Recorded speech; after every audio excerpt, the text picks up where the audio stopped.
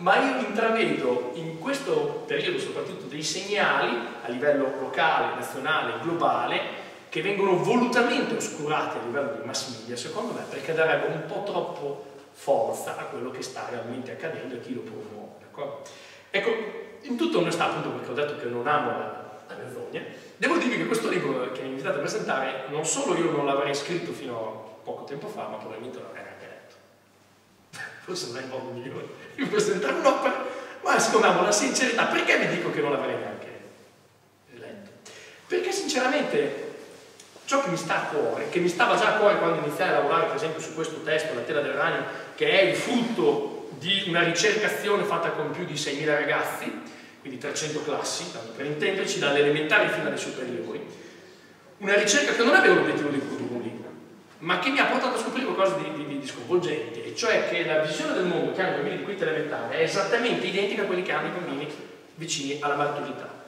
Io ho fatto questa ricercazione attraverso una metodologia partecipativa che mutuo dall'esperienza pedagogica straordinaria di Paulo Freire in America Latina, qualcuno di voi forse avrà sentito questo nome straordinario.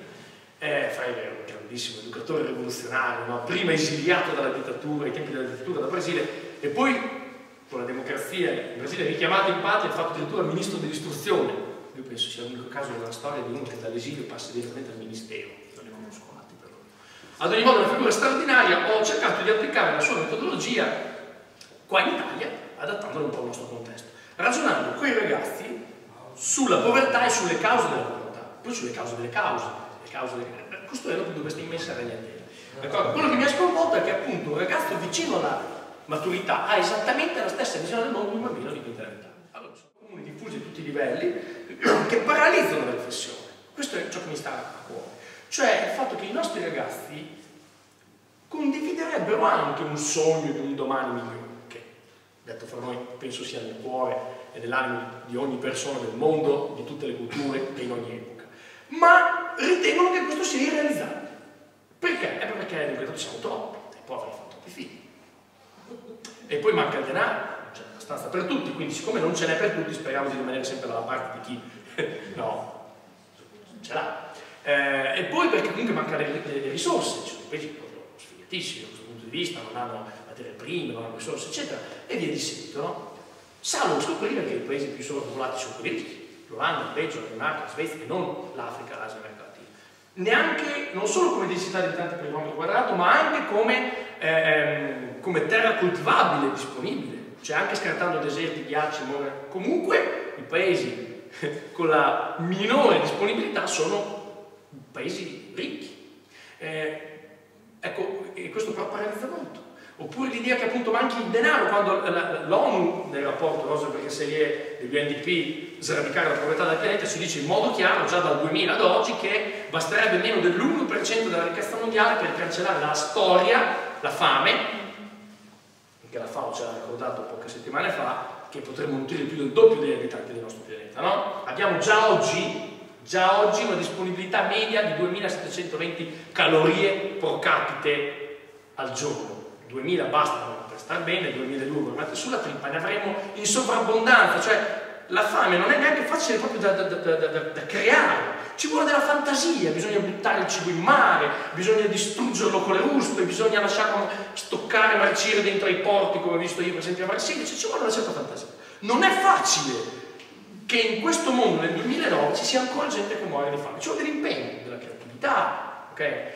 È una bestemmia contro Dio e contro l'uomo. Noi potremmo cancellare la fame, dare a tutto il pianeta acqua potabile, il che significa non solo eliminare la sete, ma eliminare un terzo delle guerre, perché 11 conflitti su 33 in corso sono legati all'acqua, eliminare l'80% delle malattie, perché sono quelle le percentuali che l'Organizzazione Mondiale della Sanità ci dà rispetto alle malattie causate dall'acqua. Cioè non so se voi vi rendete conto che la medicina che potrebbe curare 4 ammalati su 5, o meglio prevenire la malattia, viene giù gratis dal cielo. La medicina che potrebbe curare 4 ammalati su 5 nel mondo di ogni genere di malattie viene giù gratis dal cielo.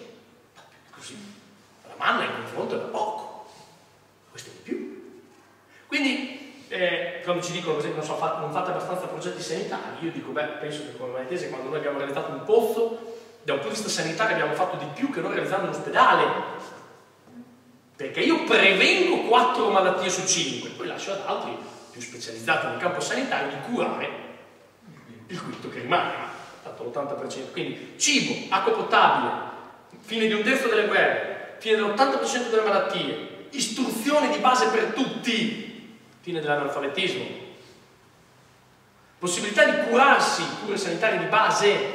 Si parla di malattie, la ricerca, no? Sembra che dobbiamo scoprire chissà cosa, quando le cause poi di morte nel pianeta sono malattie stupidissime. Insomma, voglio dire, si muore di TBC, si muore di diarrea, la malaria, seconda causa di morte al pianeta. Io sono qui perché quando mi sono ammalato di malaria me l'ha avuto solo 4 volte, per carità, pochissimo rispetto a milioni di persone, ma l'ultima me la ricordo abbastanza bene. Ho avuto semplicemente con me una pillolina che costa 3 euro. Tutto qui che fa la differenza tra chi resta e chi va. Mi state dicendo che noi non abbiamo quei 3 euro? Io insisto che ce li abbiamo. Abbiamo 100 volte tanto la ricchezza che basterebbe per dare a tutti cibo, acqua, istruzione, sanità e un alloggio, ultimo punto, dei basic needs delle Nazioni Unite. Cibo, acqua, istruzione, sanità e un alloggio degno di questo nome, cioè con le mura, col tetto, non di lamiere, di cartone, di nylon. Queste sono le cose che mi stanno a cuore a me. Così come i nostri nonni, io ho ben chiaro una memoria storica, ho avuto la fortuna di conoscere bene la mia nonna Tea, l'ho ascoltata, mi ha raccontato tanto delle 2 guerre che ha vissuto, no? Una da bambina e l'altra, insomma, un po' più adulta. E così come io ho consapevolezza del fatto che i nostri nonni si sono battuti, ci hanno liberato dal nazismo, che non era una cosa semplice, per carità. Altrettanto io credo che la nostra generazione oggi abbia un ruolo storico, ok? Che è questo. Cioè noi possiamo vincere, non partecipare, vincere, come dice la Beppier, la battaglia contro la miseria. Quindi cancellare fame, analfabetismo, la povertà, dare a tutti acqua, istruzione di base, un alloggio, aggiungo ancora cancellare il lavoro minorile perché è una bestemmia che ci siano ancora dei paesi come l'India in cui ad esempio il numero dei bambini lavoratori è esattamente uguale a quello degli adulti disoccupati. Cioè ora ditemi voi che mondo è in cui gli adulti stanno a casa disoccupati e i loro figli vanno a lavorare.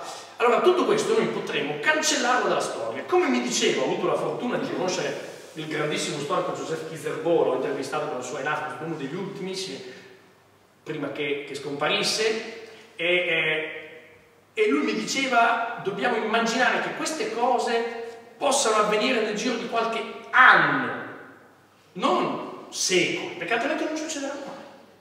Cioè, chi ha cambiato la storia e chi ha pensato di poterlo fare nel giro di anni, decenni. Lui mi diceva dobbiamo puntare verso l'unità africana che è necessaria per avere pace, democrazia e sviluppo, non come fosse una cosa. I padri costituenti dell'Europa non l'hanno immaginata fra 1000 anni, hanno iniziato a fare i primi passi concreti per realizzarla nel giro di decenni. Ecco, allora concludo un attimo questo ragionamento. Quindi avete capito cosa mi stava a cuore quando sono partito la prima volta e cosa mi sta ancora a cuore, non ho cambiato idea, anzi sono ancora più convinto. Cioè sono convinto che le vere sfide che noi dobbiamo affrontare, che possiamo vincere, dati alla mano lo dico, sono quelle del lavoro minorile, dell'analfabetismo, della fame, della povertà, delle guerre. Rispetto a questo, quindi qui io mi sono concentrato sul ragionamento sugli stereotipi, appunto sulle cause della povertà, qualcuno ve l'ho detto, altri potrei dirvene ancora.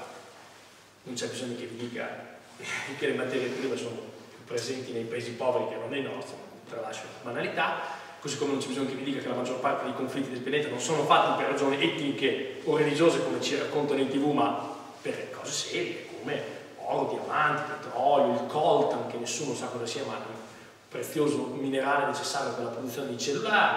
Ecco, quindi un'attività che davvero mi dà una grandissima gioia è quella di entrare con le tronchesi in classe e spezzare quelle catene che paralizzano i nostri ragazzi. Ho la fortuna di incontrare almeno 6 o 7.000 ragazzi all'anno e liberarli da queste catene che paralizzano i loro sogni e gli permettono di rialzarsi e ricominciare a guardare al futuro con la consapevolezza che la storia si legge sui libri, se parliamo di quella che è passata, e si scrive invece con le nostre scelte se parliamo di quella che verrà, e che non la scrivono soltanto i capi di Stato e di governo, ma come molti pensano, ma ciascuno di noi.